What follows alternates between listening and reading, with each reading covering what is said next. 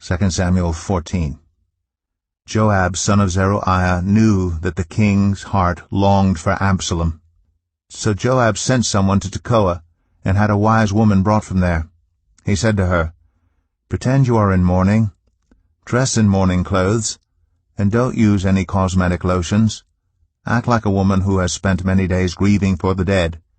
Then go to the king, and speak these words to him." And Joab put the words in her mouth. When the woman from Tekoa went to the king, she fell with her face to the ground to pay him honor, and she said, "Help me, your majesty." The king asked her, "What is troubling you?" She said, "I am a widow. My husband is dead.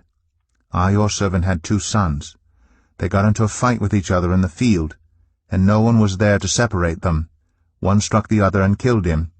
Now the whole clan has risen up against your servant. They say, 'Hand over the one who struck his brother down, so that we may put him to death for the life of his brother whom he killed. Then we will get rid of the heir as well.' They would put out the only burning coal I have left, leaving my husband neither name nor descendant on the face of the earth." The king said to the woman, "Go home, and I will issue an order in your behalf."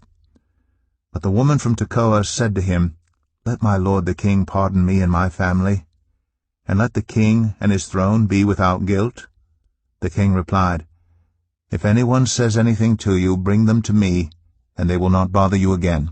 She said, "Then let the king invoke the Lord his God to prevent the avenger of blood from adding to the destruction, so that my son will not be destroyed.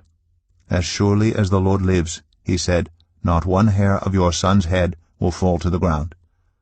Then the woman said, "Let your servant speak a word to my lord the king." "Speak," he replied. The woman said, "Why then have you devised a thing like this against the people of God? When the king says this, does he not convict himself? For the king has not brought back his banished son. Like water spilled on the ground, which cannot be recovered, so we must die. But that is not what God desires. Rather, he devises ways so that a banished person does not remain banished from him. And now I have come to say this to my lord the king, because the people have made me afraid. Your servant thought, I will speak to the king. Perhaps he will grant his servant's request. Perhaps the king will agree to deliver his servant from the hand of the man who is trying to cut off both me and my son from God's inheritance. And now your servant says, May the word of my lord the king secure my inheritance, for my lord the king is like an angel of God in discerning good and evil. May the Lord your God be with you." Then the king said to the woman, "Don't keep from me the answer to what I'm going to ask you." "Let my lord the king speak," the woman said. The king asked, "Isn't the hand of Joab with you in all this?"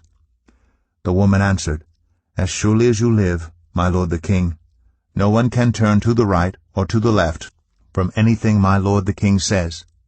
Yes, it was your servant Joab who instructed me to do this, and who put all these words into the mouth of your servant. Your servant Joab did this to change the present situation. My lord has wisdom like that of an angel of God. He knows everything that happens in the land." The king said to Joab, "Very well, I will do it. Go, bring back the young man Absalom." Joab fell with his face to the ground to pay him honor, and he blessed the king. Joab said, "Today your servant knows that he has found favor in your eyes, my lord the king, because the king has granted his servant's request." Then Joab went to Geshur and brought Absalom back to Jerusalem. But the king said, "He must go to his own house. He must not see my face." So Absalom went to his own house and did not see the face of the king. In all Israel there was not a man so highly praised for his handsome appearance as Absalom. From the top of his head to the sole of his foot there was no blemish in him. Whenever he cut the hair of his head, he used to cut his hair once a year because it became too heavy for him. He would weigh it, and its weight was 200 shekels by the royal standard. 3 sons and a daughter were born to Absalom. His daughter's name was Tamar, and she became a beautiful woman. Absalom lived 2 years in Jerusalem without seeing the king's face. Then Absalom sent for Joab in order to send him to the king, but Joab refused to come to him. So he sent a second time, but he refused to come.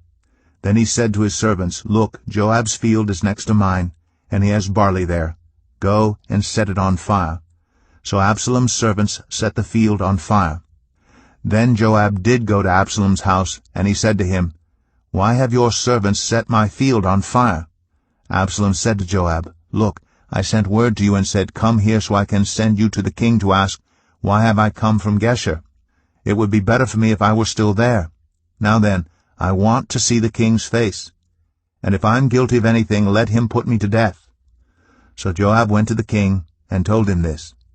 Then the king summoned Absalom, and he came in and bowed down with his face to the ground before the king, and the king kissed Absalom.